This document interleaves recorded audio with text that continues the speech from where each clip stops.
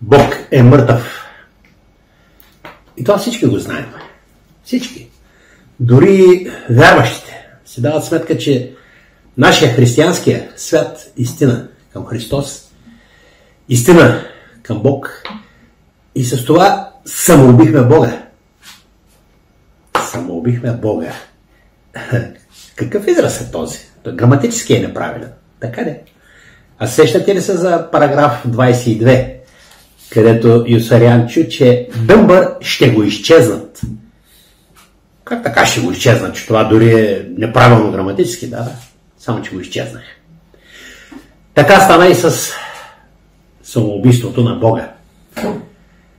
Само не знам доколко се даваме сметка, че това го направихме ние. Ние, обикновените хора.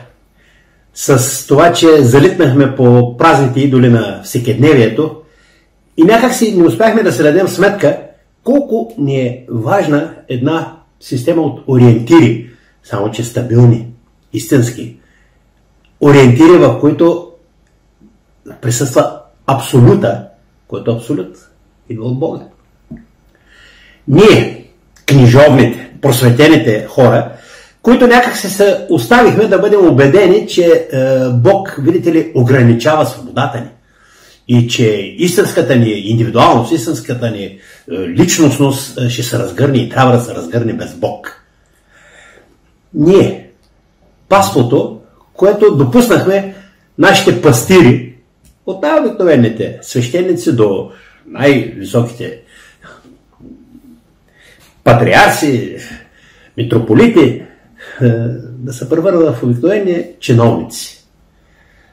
Или както казва Киркегор, воюващата църква, Еглесия Милитанс, да се превърне в тържествуваща чиновническа, имперска църква. Еглесия Триумфас. Ние, гражданите на модерните държави, които не само допуснахме, ами някакси с настървение подтиквахме най-разнокалибрени политици. Между тях е имало известни хора, но не много, доста рядко, да изхвърлят Бог на бунището на историята, за да вземат те опразнения престол. Ние направихме това. Как, кога, защо се случи, ще ви разкажа. Ще ви разкажа последователно, систематично, аргументирано, но сега важното е да разберем нещо друго. Че с самоубийството на Бога дойде самоубийството на човечността ни. Че истинският голям проблем в нашето време, в нашия свят, дори не е толкова липсата на Бога сам по себе си, а липсата на гаранция за човечността ни. Бог е мъртъв. Искаме или не искаме, това вече е факт. От уважение към искрено вярващите, много бих искал да мога да споделя вярата им, но аз самия не съм удостоен с дара на вярата. Но мисля, че и те си дават сметка за това, че Бог съществува в света. И ако света вече е останал безбожен, Бог е мъртъв.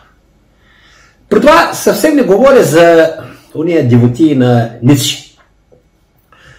Бог е мъртъв, да живее свръх човек. Приказки. Приказки адекватни, не казвам, че не са адекватни, адекватни, но на неговото време. На неговата, така да се каже, имперска германска атмосфера, която се оказа неадекватна на човечността. И Ницше не е без вина към тези работи. Не е вярно, че Ницше няма нищо, че той си има своите си философеми, пък че след това те били интерпретирани в нацистски смисъл. Не е така. Всеки един философ твори за бъдещето, за времето, за вечността.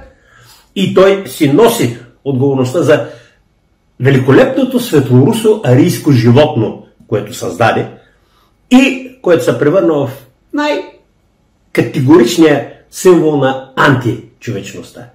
Най-ужасяващите последици имаше точно от тая философема, за да живее свръхчовек.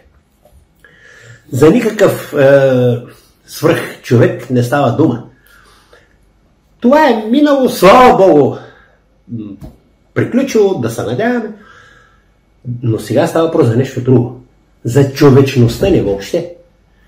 Как можем да имаме човечността си без гаранциите на Бог? И можем ли въобще да я имаме?